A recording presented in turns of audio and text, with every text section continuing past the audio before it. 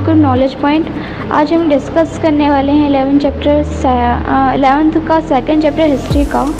तो ये चैप्टर का नाम है लेखन कला और सहजीवन। ये जो वीडियो है वो हिंदी मीडियम और इंग्लिश मीडियम दोनों के लिए है, दोनों के लिए हेल्पफुल है।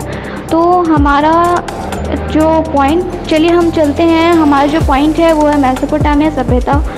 शहरी जीवन की शुरुआत मेसोपोटामिया से हुई। जो हमारी पहली शुरुआत हुई थी वो मेसोपोटामिया से हुई थी। भारत नदी और दजला नदी के बीच स्थित क्षेत्र थे।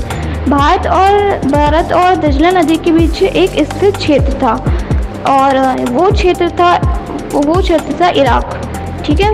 और मेसोपोटामिया सभ्यता अपनी संपन्नता के लिए प्रसिद्ध थी। जो मेसोपोटामिया थी वो अपनी संपन्नता के लिए प्रसिद्ध थी। इन सभ्यता का समृद्ध साहित्य था, मतलब इस सभ्यता थी उनका अपना खुद का समृद्ध साहित्य था। और ये लेखन, यह गणित तथा खगोल विद्या के लिए प्रसिद्ध थी। और ये जो मेसोपोटामिया थी वो गणित और खगोल विद्या के लिए प्रसिद्ध थी। लेखन प्रणाली काफ़ी अच्छी थी, मतलब जो मेसोपोटामिया की लेखन प्रणाली थी वो काफ़ी हद तक अच्छी थी।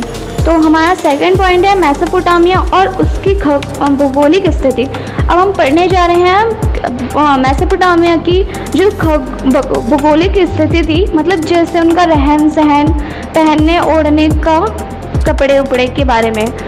चलिए फिर हम चलते हैं इसके पॉइंट पे। इराक भौगोलिक विविधता वाला देश था, ठीक है। पूर्व में हरे भरे ऊंचे नीचे मैदान तथा पर्वत श्रृंखला या स्वस्थ झरने, जंगली फूल, पर्याप्त वर्षा होती थी। और वहीं पे उत्तर में ऊंची भूमि है, स्टेपनी घास के मैदान है, पशुपालन किया जाता था। जो उत्तर में थे वहाँ पे ऊंची भूमि थी, मतलब ऊंचे भूमि थी। और वहाँ पे स्टेपनी घास थी। जो स्टेपनी घास होती है जो हरे, मतलब पहाड़ों के ऊपर पाई जाती है। जैसे कि आप जानती हैं कि ऊंचे जो घास होते थे, जंगली घास, उसको भेड़ बकरियों के लिए खाने के लिए मतलब सही था वो। और वहाँ पे जो मेसोपोटामिया थी, जो उत्तरी में जो लोग रहते थे वो लोग पशुपालन किया जाता था, मतलब वहाँ पे पशुपालन किया जाता था। दजला की सहायता नदी इराक के पहाड़ी क्षेत्र में जाने के लिए परिवहन का अच्छा साधन था। मतलब दजला नदी की सहायता नदी इराक के पहाड़ी क्षेत्र में जाने के लिए पर्याप्त अच्छा साधन था। मतलब दजला नदी के पास जाने के लिए उनका पर्याप्त साधन था। चलिए अब हमारा थर्ड पॉइंट है दक्षिण में, मतलब मेसोपोटामिया के दक्षिण में क्या क्या चीज़ें थी, क्या क्या होता था, तो हम उसके बारे में पढ़ेंगे। रेगिस्तान है।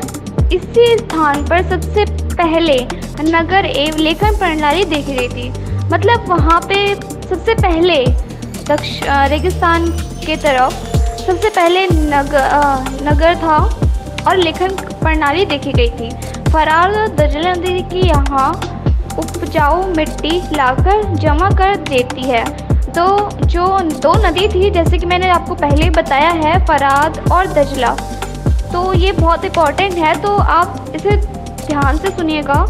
तो ये जो फरात और दजला नदी यहाँ उपजाऊ मिट्टी लाकर छोड़ देती, मतलब जो